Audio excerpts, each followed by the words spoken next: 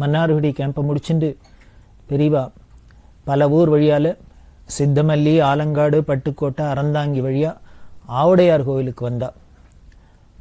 ஆவுடையார் கோவில் திருப்பெருந்துறை அப்படின்னு அந்த க்ஷேத்திரத்துக்கு பேர் சொல்லப்படுறது. இந்த திருப்பெருந்துறையில தான் சமயக்குறவர்களில் ஒருவரான மாணிக்க வாசகருக்கு பரமேஸ்வரன் குருவா வந்து குருந்த மரத்தடியில் ஞானோபதேசம் பண்ணினார். மந்திரியாயிருந்த மாணிக்க வாசகர் நாயன்மாரா மாறினது பரமேஸ்வரனோட கிருபையினால ஆட்கொண்டது, தடுத்து ஆட்கொண்ட இடம். அந்த இடத்துல மாணிக்க வாசகர் பெரிய கோவிலை கட்டிருக்க ஆத்மநாத சுவாமி அப்படின்னு. அந்த ஆவுடையார் கோவிலில் பெரியவா வந்து தரிசனம் பண்ணிண்டா. இந்த ஆவுடையார் கோவில் இன்னொரு சிறப்பு என்னன்னா, சிற்பக்கலைக்கு ரொம்ப சிறப்பு. ஆவுடையார் கோவிலில் இருக்கிற சிற்பங்கள் மாதிரி வேற எங்கேயும் பார்க்க முடியாது, அவ்வளவு அபூர்வமானதெல்லாம் இருக்கும் அங்க. அந்த ஆவுடையார் கோவில் கொடுங்கை அப்படின்னு ரொம்ப பிரசித்தமா சொல்லுவா. அதாவது சிலதெல்லாம் டூப்ளிகேட் பண்ண முடியாது, இன்னொரு தினம் இன்னொருத்தரால பண்ண முடியாது. அதுல ஒண்ணு தஞ்சாவூர் பிரகதீஸ்வரர் கோவில் மாதிரி இனிமே இன்னொருத்தர் இன்னொன்னு கட்ட முடியாது. திருவலஞ்சுழியில பலகணி அப்படின்னு சொல்லுவா அந்த ஜன்னல், அந்த பலகணி மாதிரி இன்னொரு இடத்துல இன்னொருத்தர் பண்ண முடியாது. அது மாதிரி இந்த ஆவுடையார் கோவில் கொடுங்க மாதிரி இன்னொருத்தர் இன்னொன்னு பண்ண முடியாது. அப்படி ஒரு திருப்பி இன்னொருத்தர் பண்ண முடியாத அளவுக்கு அபூர்வமானதெல்லாம் உள்ளது இந்த ஆவுடையார் கோவில்ல. காரணம் என்னென்ன, வேற ஒண்ணும் இல்லை, மாணிக்க வாசகர்னா கட்டியிருக்கார். என்ன ஒரு பக்தி ஸ்ரத்தையோட கட்டியிருப்பார், என்ன ஒரு ஆத்மார்த்தமா கட்டியிருப்பார். அதனாலதான் எந்த ஒரு காரியம் பண்ணினாலும் நாம எவ்வளவுக்கு அவ்வளவு முழு ஈடுபாட்டோட ஸ்ரத்தையோட பண்றோமோ அதுக்கு ஏத்தாப்புல அது பின்னால பிரகாசிக்கும். அதுக்கு ஒரு எடுத்துக்காட்டு தான் மாணிக்க வாசகரோட இந்த ஆவுடையார் கோவில் ஆலயத்தோட பெருமை. அந்த ஆவுடையார் கோவில்ல பெரியவா அந்த வருஷ வியாச பூஜையை அங்கேயே பண்ணினா.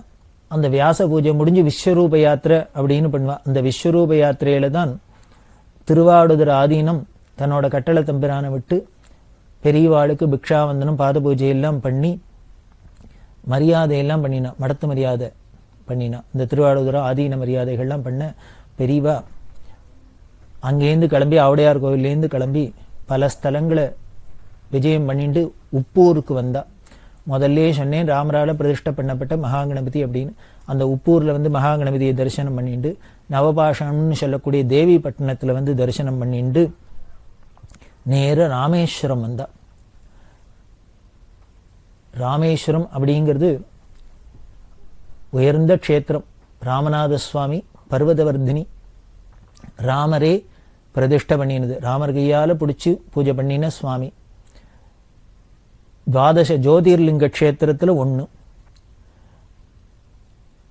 இந்த ராமேஸ்வரத்துக்கு வரத்தே பாம்பன் அப்படின்னு சொல்லக்கூடிய அத அந்த சமுத்திரத்துல பிரிட்ஜு போட்டிருக்கு, பாலம் கட்டியிருக்கு. இப்பதான் ரோடு பாலம்லாம் இருக்கு. அந்த காலத்துல வெறும் ரயில் போறதுக்கு மட்டும்தான் வெள்ளக்காரால கட்டப்பட்ட பாலம், சமுத்திரத்துல அந்த பாலம். இந்த பாம்பன் பாலத்துல பெரியவா நடந்து யாத்திரை பண்ணின்றதுனால, வாகனங்கள்ல ஏறாததுனால இந்த பாம்பன் பாலத்துல என்ன பண்ணா, சந்திரமௌலீஸ்வரி வச்சுண்டு பிரிட்டிஷ் அரசாங்கத்திட்ட உத்தரவு அவ சகாயம் பண்ண, அவளோட சகாயத்து பேர்ல பெரியவா சந்திரமௌலீஸ்வர பூஜை பட்டியும் வச்சுட்டு இன்னும் சில குறிப்பிட்ட சிப்பந்திகள்லாம் வர பெரியவா நடந்தே இந்த பாம்பன் பிரிட்ஜை கடந்து ராமேஸ்வரத்துக்கு வந்தா. மற்ற சாமான்கள் பெரிய பரிவாரங்கள்லாம் போட்டு மூலியமா ராமேஸ்வரத்துக்கு கொண்டு வரப்பட்டது. இந்த எல்லா சாமானும் சமுத்திரத்துல போட்டு மூலியமா வரத்துக்கு மண்டபம் மரக்காயர் அப்படிங்கிற ஒரு இஸ்லாமியர், அவர் ரொம்ப பெரியவாள்கிட்ட பரம பக்தர், அவர் தான் சகாயம் பண்ண பெரியவா ராமேஸ்வரத்தை வந்து அடைஞ்சா. ராமேஸ்வரம் நமது நாட்டுக்கு தெற்கு எல்லை, அதாவது சார்தாம் அப்படின்னு சொல்லக்கூடிய 4 கார்னர் பாரத தேசத்துக்கு. அதுல சார்தாம்ல இது முக்கியமானது ராமேஸ்வரமும். வடகோடியா இருக்கிறது பத்ரிநாத் அப்படிங்கிறது, கிழக்கு கோடியா இருக்கிறது துவாரகாநாத் அப்படின்னு சொல்லக்கூடிய ஜெகநாதபுரி, மேற்கு கோடியா இருக்கக்கூடியது துவாரகாநாத் அப்படின்னு சொல்லக்கூடிய துவாரக, தெற்கு கோடியா இருக்கிறது ராம்நாத் அப்படின்னு சொல்லக்கூடிய ராம்நாத். இந்த ராம்நாத், துவாரகாநாத், பத்ரிநாத், ஜெகநாத் அப்படிங்கிறது இந்த ரொம்ப பிரசித்தமான 4 கார்னர் சார்தாம் அப்படின்னு சொல்றோம்.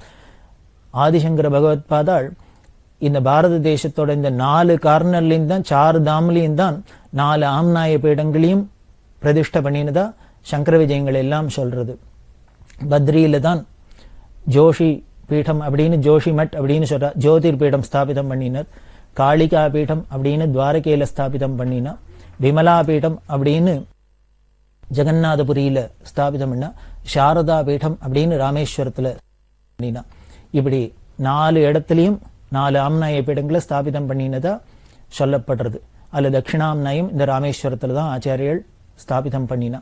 அதனால இந்த தட்சிணாம்நாய பீடத்துக்கு அதிதேவதையா காமாட்சியே சொல்லி இருக்கு. அப்படி பிரசித்தமானது. இந்த காமகோடி பீடத்துக்கும் ராமேஸ்வரத்துக்கும் ரொம்ப நெருங்கிய தொடர்புடையது. அந்த ராமேஸ்வரத்துல அந்த கோவில் அதிகாரிகள் அந்த பரம்பரையா வர அந்தந்த பண்டாக்கள் ஊர் ஜனங்கள் எல்லாருமே சேர்ந்து கோலாகலமா வரவேற்பு கொடுத்து மரியாதையோட பெரியவாளுக்கு அழிச்சுன்னு போய் பெரியவா தரிசனம் பண்ணி ராமநாதர் தரிசனம் பண்ணி அங்க உள்ள தீர்த்தங்கள்லாம் இருக்கு, கிணறெல்லாம் இருக்கு, முக்கியமான கிணறுலாம்.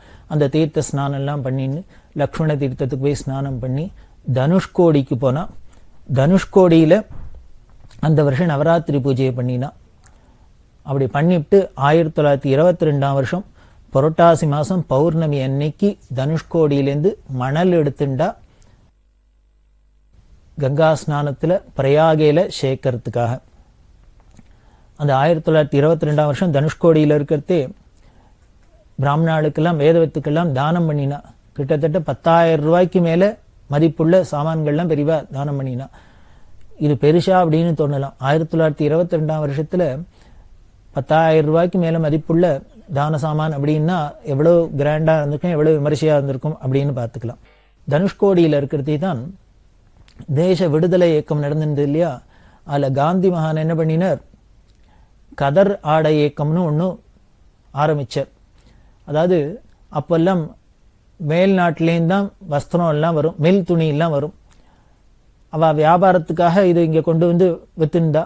அதனால அதை நாம பகிஷ்கரிக்கணும் அப்படின்னுட்டு அந்த அந்நிய துணியை, இந்த மில் துணியை பகிஷ்கரிச்சு கையால பண்ணின கைத்தறி துணியான இந்த கதராடையே எல்லாரும் உடுத்திக்கணும் அப்படின்னு ஒரு இயக்கமா காந்தி சொல்லி நாடு முழுக்களும் ரொம்ப பிரபலமா இருந்தது இந்த கதர் மூமெண்ட். இது பெரியவாளுக்கு ரொம்ப பிரியமா இருந்தது.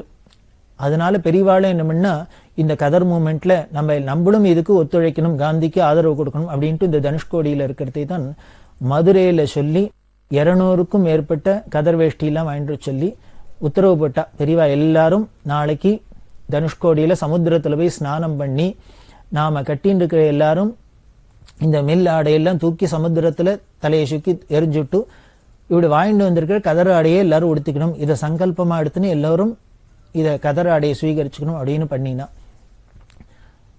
அன்னைக்கு 22ஆம் வருஷம் ஆரம்பிச்சவாதான் பெரியவா கடைசி வரைக்கும் கதராடையே தான் கட்டியிருந்தா. அதுக்கப்புறம் அவ மில் வேஷ்டியோ எதுவுமே துணியே கட்டிக்கல. அவளோட கை தொடச்சிக்கிற துணியிலேந்து எதுவா இருந்தாலும் கதர் வஸ்திரமாவே தான் இருந்தது. அப்படி ஒரு திருட விரதம் அப்படின்னு முதல்லயே சொன்னேனே. ஏதோ அன்னைக்கு ஒரு நாளைக்கு எல்லாருமே சேர்ந்துன்னு ஒரு மூமெண்ட்டுக்காக அப்படி இப்படின்ட்டு தூக்கி எறிஞ்சிட்டு கட்டிக்கிறது, அப்புறம் மறுநாள்லேருந்து போக போக அது நீத்து போறது அப்படிங்கிறதே பெரியவாள்கிட்ட கிடையாது. ஒன்னு சங்கல்பம் பண்ணி ஆரம்பிச்சுட்டா அது கடைசி வரைக்கும் அதுதான் பெரியவாள்கிட்ட ஒரு விசேஷம். அந்த கதராட மூமெண்ட்ல அன்னைக்கு ஆரம்பிச்சுவா கடைசி வரைக்கும் அந்த கதராடையே உடுத்தின்டா. அதுல இன்னொரு விசேஷம் என்ன அப்படின்னா, அஹிம்சா மூர்த்தின்னு அஹிம்சைக்கு பேர் போனவர் காந்தியை சொல்றோம். அந்த காந்தி கூட இந்த அந்நிய துணி பகிஷ்கரிப்புல என்ன பண்ணினார் அப்படின்னார், இந்த கதராட மூமெண்ட்ல இந்த அந்நிய துணிகள்லாம் எடுத்து நெருப்புல போட்டுட்டு நாம கதராடையை உடுத்திக்கணும் அப்படின்னு தான் அவ பண்ணியிருந்தா. ஆனா பெரியவா என்ன பண்ணினா, அத்தனையும் தாங்க கட்டிந்த இந்த அந்நிய துணிகள்லாம் சுத்தி சமுத்திரத்துல போட்டா. அதுக்கு பெரியவா பின்னால சொல்றா, காந்தி என்னமோ நெருப்புல போட்டுட்டு துணிய கதராடையை எடுத்துக்கணும்னார். எனக்கு என்னமோ இந்த துணிக்கு அதுக்கு உயிர் இல்லைன்னா கூட, ஒரு ஜடவஸ்துவா இருந்தா கூட அதை தூக்கி கண்ணெதிர்க்க நெருப்புல போட்டு பொசுங்கிறத பாக்குறதுக்கு மனசு தாங்கல. அதனால துணியா இருந்தாலும் அது ஜில்லுன்னு தண்ணியில ஜலசமாதி மாதிரி இருக்கட்டுமே அப்படின்னு தான் சமுத்திரத்துல தூக்கி போட்டேன் அப்படின்னு சொல்றா. என்ன ஒரு ஆச்சரியம் பாருங்க, அஹிம்சா மூர்த்தின்னு சொல்லக்கூடிய காந்திக்கு மேல அஹிம்சையை காமிக்கிறா பெரியவா. ஒரு துணிகிட்ட கூட இவ்வளவு பிரியம் அப்படின்னா நம்மள்ட்ட எல்லாம் எவ்வளவு பிரியத்தை காமிச்சிருப்பா. நம்ம கஷ்டப்பட்டு வாழால பார்க்க முடியுமா? அதுதான் பெரியவாள்கிட்ட. அப்படி கதராட மூமெண்ட்ல பெரியவா சேர்ந்துட்டா. அப்படி ராமேஸ்வரத்துல இருந்திருக்கதே தினம் போய் சமுத்திர ஸ்நானம் எல்லாம் பண்ணிட்டு வரா இல்லையா? அப்படி ஒரு நாளைக்கு போய் சமுத்திர ஸ்நானம் பண்றா.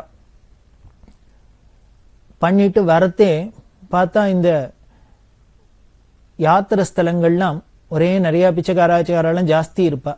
அதில் பல பேர்லாம் சூழ்ந்துட்டு வரா, தொடர்ந்து பின்னாலேயே வரா. இந்த பெரியவா போகிறதே பெரியவாளோட பல பேர் தரிசனத்துக்கு போறவா, எல்லாரும் பெரிய மனுஷா எல்லாரும் போயிட்டு இருக்கா இல்லையா, எல்லாரும் கூட போறவா. இந்த பிச்சைக்காரெல்லாம் பார்த்தோம்னா அவளுக்கு முடிஞ்சதே ஏதோ கையில் இருந்த காசையோ துணியோ துணியோ என்னமோ போட்டுட்டே வந்தா.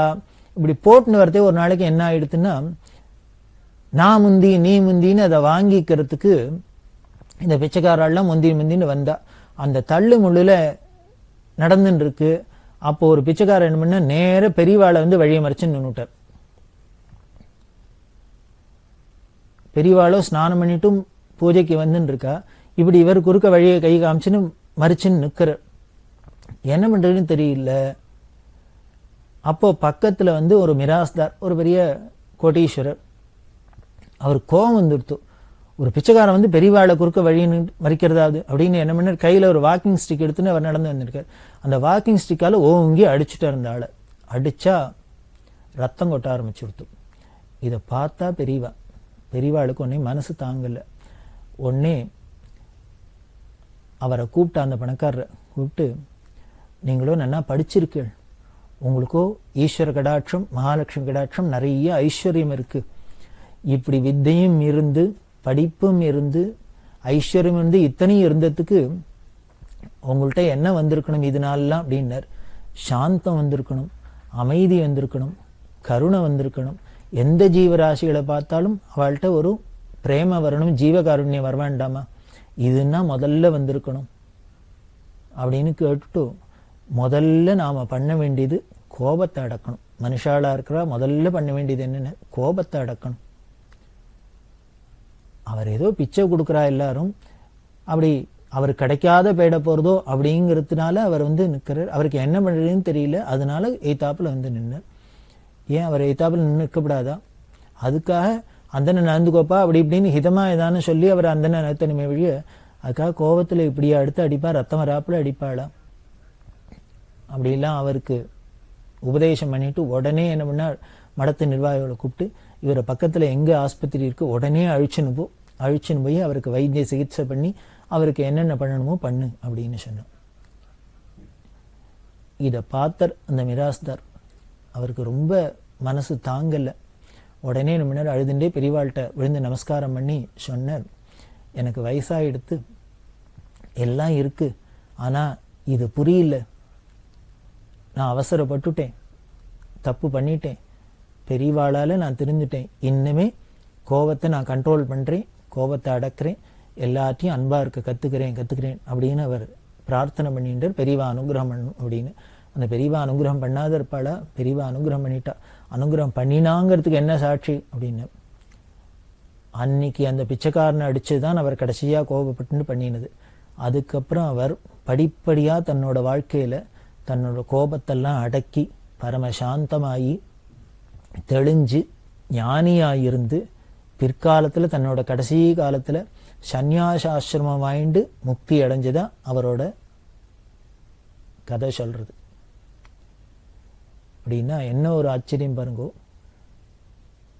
ஒரு பெரியவாளோட சொன்ன ஒரு வார்த்தை அவருக்கு எந்த அளவுக்கு உபதேசமா இருந்திருக்கு, எவ்வளவு தூரம் பார்த்தோம். முதல்லயே பார்த்தோம், பரமசிவேந்திரான்கிற மகான் சதாசிவ பிரம்மேந்திராள்கிட்ட உன் வாயடைச்சுக்க மாட்டியா அப்படின்னு சொன்னதே அவருக்கு பெரிய உபதேசமா இருந்தது.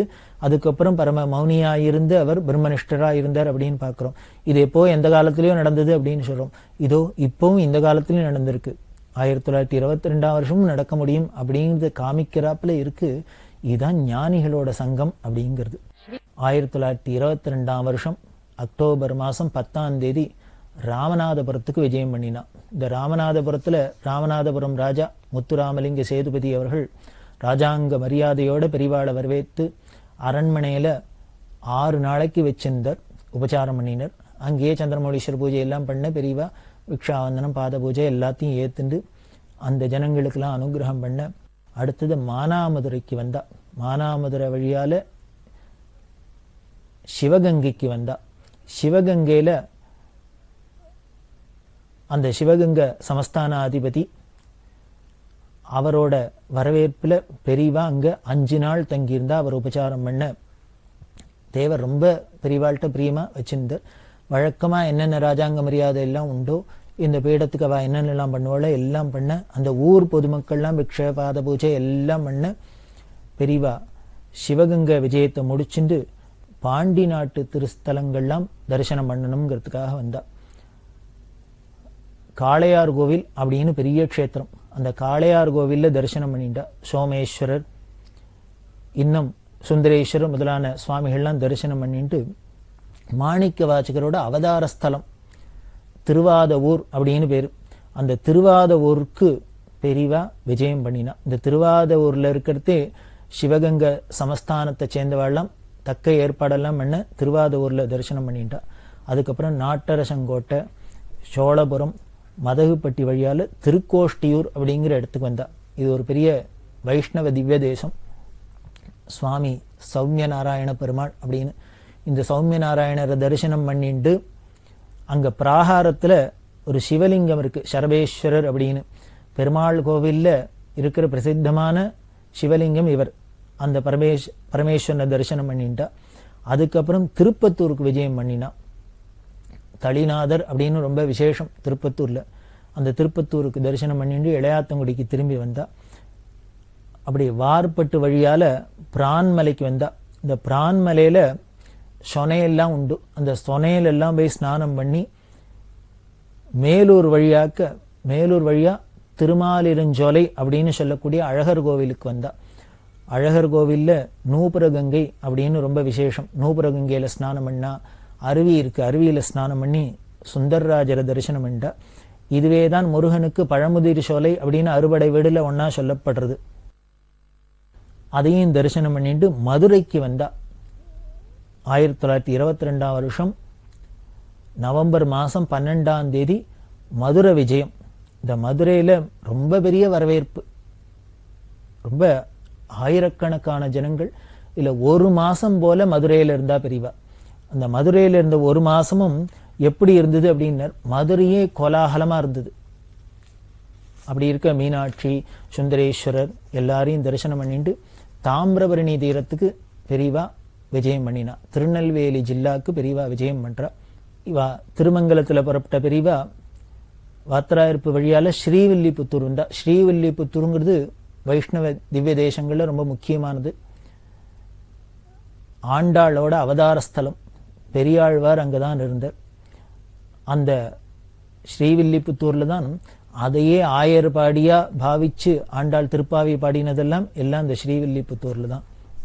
ரங்கமன்னார் அவரை தரிசனம் பண்ணிட்டு பெரியவா ராஜபாளையம் வழியா சேத்தூர், சிவகிரி, சிந்தாமணி, கடையநல்லூர், தென்காசி, கடையம் வழியால பாபநாசம், பாபநாசத்துல அரியநாயகபுரம் வழியா திருநெல்வேலிக்கு வந்தா. திருநெல்வேலி டவுன். திருநெல்வேலியில வண்ணாரப்பேட்டையில இருந்தா. அப்புறம் கைலாசபுரம், சன்னியாசி கிராமம், வீரராகபுரம் முதலான இடங்களுக்கெல்லாம் பெரியவா விஜயம் பண்ணினா. எல்லா இடத்திலும் பெரியவாளுக்கு பிக்ஷ பாத பூஜை, கோலாகலமான பட்டண பிரவேசம் இதெல்லாம் ரொம்ப விமர்சையா நடந்தது. இந்த வீரராகபுரம் அப்படிங்கிற இடத்துல இருக்கிறதே தான் விவேக சம்பர்தினி சபை அப்படின்னு ஒண்ணும், அதோட வருஷாந்திர கொண்டாட்டம் நடந்திருந்தது. அந்த வருஷாந்திர கொண்டாட்டத்துக்கு பெரியவா தான் தலைமை தாங்கணும் அப்படின்னு அவ சொல்ல, அதுல தலைமை தாங்கி அதுக்கு கட்டட நிதிக்காக 1000 ரூபாய் டொனேஷன் கொடுத்தா பெரியவா. அதை முடிச்சுட்டு 1923 வருஷம் ஜனவரி ஆழ்வார் திருநகிரி வந்தா. ஆழ்வார் திருநகிரியும் ரொம்ப வைஷ்ணவாளுக்கு முக்கியமான க்ஷேத்திரம். ஸ்ரீவைகுண்டம் வந்தா. நாங்குநேரி இங்கெல்லாம் தரிசனம் பண்ணிட்டு 1923 வருஷம் பிப்ரவரி மாசம் 11ஆம் தேதி திருச்செந்தூர் வந்தா. திருச்செந்தூருங்கிறது அறுபடை வீடுல ரொம்ப முக்கியமானது. ஆதிசங்கர பகவத்பாதாள் சுப்பிரமணிய புஜங்கம் அப்படின்னு ஸ்தோத்திரம் பண்ணினது முருகனை இந்த திருச்செந்தூர்ல. அதுல சொல்றா, அங்க திருச்செந்தூர்ல எல்லா கோயிலையும் விபூதி கொடுப்பா. இந்த திருச்செந்தூர்ல முருகனோட பிரசாதம் விபூதி எப்படி கொடுப்பான்னா ஒரு பன்னீர் இலையில வச்சு கொடுப்பா. அந்த பன்னீர் இலையில வச்சு கொடுத்தாக்க ஆதிசங்கரேஸ்வரர் சுப்பிரமணிய புஜங்கத்துல இந்த திருச்செந்தூர் முருகனோட விபூதியை நெத்தியில வாங்கிட்டுன்னு தான் நமக்கு வியாதி எல்லாம் போகணும், நமக்கு நல்லது ஏற்படணுங்கிறது இல்ல. அந்த விபூதியை இலையில பார்த்தாலே போரும், நமக்கு என்னெல்லாம் போயிடுங்கிற பேய் பிசாசு முதலான எல்லா அபஸ்மாரம் முதலான எல்லா வியாதிகளும் போயிடும் அப்படின்னு சொல்ற. அதாவது தரிசனம் மாத்திரம், அந்த பிரசாதத்தை முருகனோட பிரசாதத்தை பார்த்த மாத்திரத்திலேயே நம்மளோட பாபம்லாம் விலகிறது, நம்மளோட ரோகம்லாம் விலகிறது அப்படின்னு பகவத்பாதாள் அந்த திருச்செந்தூர் முருகன் மேல அப்படி ஸ்துதி பண்றா. அதுல 5 நாட்கள் பெரியவா வாசம் பண்ணினா. வாசம் பண்ணி திருச்செந்தூர் முடிச்சுட்டு அம்பாசமுத்திரம், பாபநாசம், தென்காசி வழியால திருக்குத்தாலம் வந்தா. திருக்குத்தாலத்துல சித்திரசபை அப்படின்னு அகஸ்தியர் பிரதிஷ்டை பண்ணின சுவாமியும் இருக்கிற அங்க சித்திரசபை அப்படின்னு ரொம்ப விசேஷம். பஞ்சசபை அப்படின்னு சொல்றோம். பரமேஸ்வரன் நர்த்தனம் ஆடுற, நாட்டியம் ஆடுற சபையில 5 சபை ரொம்ப விசேஷமா சொல்லியிருக்கு. சிதம்பரத்துல பொன்னம்பலம் அப்படின்னு பொற்சபை அப்படின்னு எல்லாருக்கும் தெரிஞ்சது. மதுரையில வெள்ளி அம்பலம் அப்படின்னு வெள்ளி சபை, தாமிர சபை அப்படின்னு திருநெல்வேலியில, இங்க சென்னைக்கு பக்கத்துல திருவாலங்காடு அப்படின்னு இருக்கு, அதுல ரத்ன சபை அப்படின்னு. அதே மாதிரி 5வது சபை சித்திர சபை அப்படின்னு இந்த திருக்குத்தாலத்துல. அந்த திருக்குத்தாலத்துல போய் சித்திர சபையை தரிசனம் பண்ணிட்டு, அகஸ்தியர் பூஜை பண்ண சுவாமி எல்லாம் தரிசனம் பண்ணிட்டு, சங்கரன் கோவில்ல வழியா கல்லடக்குறிச்சிக்கு வந்தா. அந்த கல்லடக்குறிச்சியில 1 வாரம் தங்க ஊர் ஜனங்கள்லாம் ரொம்ப விமர்சையா பெரியவாளுக்கு பிக்ஷ பாத பூஜை எல்லாம் பண்ணி பட்ன பிரவேசம்லாம் பண்ண. கோவில்பட்டி, சாத்தூர், அருப்புக்கோட்டை, மதுரை வழியால திண்டுக்கல் வந்தா. திண்டுக்கல்ல 3 நாள் வாசம். அதுக்கப்புறம் சிறுமலைன்னு பக்கத்துல ஒண்ணு இருக்கு. அந்த சிறுமலையில போனாக்க கொஞ்சம் மலை மேலே ஏறி போகணும். அந்த சிறுமலையில போய் எந்த ஒரு பரிவார ஜனங்கள்லாம் இல்லாத ஒருத்தர் 2 பேரோட பெரியவா போய் அங்க மலை மேல ஒரு பர்ணசாலையை அமைச்சுண்டு அங்க ஏகாந்தமா தபஸ் பண்ணியிருந்தா. ரொம்ப அமானுஷ்யமான இடம். அந்த இடத்துல தபஸ் பண்ணிட்டு இருக்கிறதே அதுக்கு உண்டான தக்க பந்தோஸ்தெல்லாம் கன்னிவாடி ஜமீன்தார் அப்படிங்கிறவர் செஞ்சு கொடுத்தார். அதுக்கப்புறம் அங்கேருந்து பழனி வந்து தரிசனம் பண்ணா. அறுபடை வீட்டுல முக்கியமானது பழனி. அங்கேருந்து திருமயத்தில் இருக்கிறதே தான் தீனா முத்தையா செட்டியார் அப்படிங்கிற ஒரு பக்தர் பெரியவா பூஜை பண்ணணுங்கிறதுக்காக தங்கத்தால தாம்பாளம் பண்ணி கொடுத்தார். இன்னைக்கும் மடத்துல இருக்கு தங்கத்தாம்பாளம். சந்திரமௌலீஸ்வருக்கு பூஜை பண்றதுக்கு புஷ்பம் வச்சுட்டு அம்பாளுக்கு குங்குமம் வச்சுன்னு பூஜை பண்ணணும் அப்படிங்கிறதுக்காக இந்த முத்தையா செட்டியார் தங்கத்தாம்பாளம் பெரியவாளுக்கு காணிக்க கொடுத்தார்.